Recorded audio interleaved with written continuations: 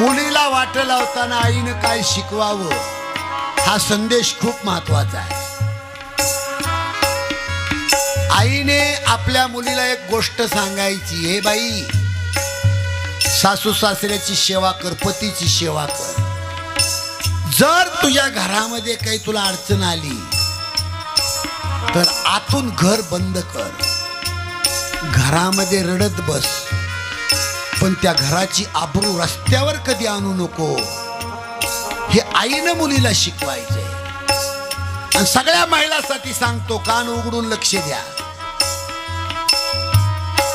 आईने मुलीला शिकवायचंय की बाई ही बाईची जात आहे, असं बाईच्या जातीने कधी जगू नये की जेणेकरून आपल्या मर्द पुरुषाची मान गावामध्ये खाली झुकल, असं बाईने गावात कधी